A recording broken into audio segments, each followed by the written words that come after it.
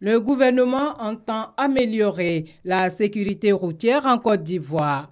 Le Conseil des ministres de ce mercredi 1er février a ainsi adopté 4 projets de décret relatifs à la création d'une commission nationale de sécurité routière, au renforcement des critères de la visite technique, à la mise en place d'un schéma harmonisé de la sécurité routière et d'un système d'information sur les accidents de la route.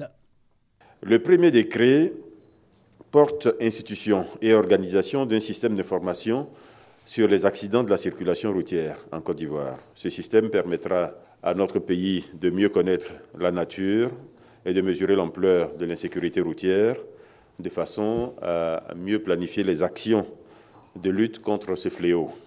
Le deuxième décret porte institution d'un schéma harmonisé de gestion de la sécurité routière en Côte d'Ivoire. Ce schéma est articulé autour d'une politique de sécurité routière, d'un organisme consultatif multisectoriel, d'un organisme directeur de gestion de la sécurité routière, en l'occurrence c'est l'OSER dans notre pays, et d'un fonds autonome de la sécurité routière chargé du financement des actions en lien avec la sécurité routière. Le troisième décret est relatif au contrôle technique automobile en Côte d'Ivoire. Il s'agit ici notamment de renforcer le contrôle de l'état des véhicules avec l'institution de contrôle inopiné. Il s'agit de renforcer les sanctions en cas de défaillance. Et je dois dire sur ce point que le gouvernement a longuement évoqué la question, par exemple, des 2 roues et des tricycles. Naturellement, toutes ces questions ont été examinées à la lumière de la situation actuelle de la SOTRA, qui ne permet pas à cette société d'effectuer correctement sa mission de service public. Le 4e décret porte, lui, création, organisation, fonctionnement de la Commission nationale de sécurité routière. Ce décret vise à mettre cette commission en conformité avec les directives de l'UMOA. Pour l'assainissement du cadre de vie des populations des villes et communes de Côte d'Ivoire, le Conseil a pris la décision d'organiser le premier samedi de chaque mois, à compter du 4 mars 2017, l'opération Grand Ménage. Ce Grand Ménage est une opération d'envergure nationale, articulée autour d'activités communautaires, de sensibilisation et de salubrité. Il vise, à travers l'information, la sensibilisation, à amener toutes les composantes de la population à agir ensemble le premier samedi de chaque mois à travers des activités pour la propriété et pour l'esthétique du cadre de vie des populations ivoiriennes. Ce grand ménage démarrera effectivement le 4 mars 2017 sur l'ensemble du territoire national. Cette opération sera précédée d'une cérémonie officielle d'engagement national prévue le 23 février 2017, cérémonie qui sera suivie d'autres actions de sensibilisation sur la période entre le 24 février et le 29 février. Le Conseil des ministres a par ailleurs abordé des questions liées à l'actualité nationale, notamment la grève des fonctionnaires, la situation dans les casernes et des sociétés d'agrobusiness. S'agissant de la situation des sociétés d'agrobusiness, ce qu'il est important surtout de retenir, c'est que c'est la volonté du gouvernement de protéger les populations ivoiriennes.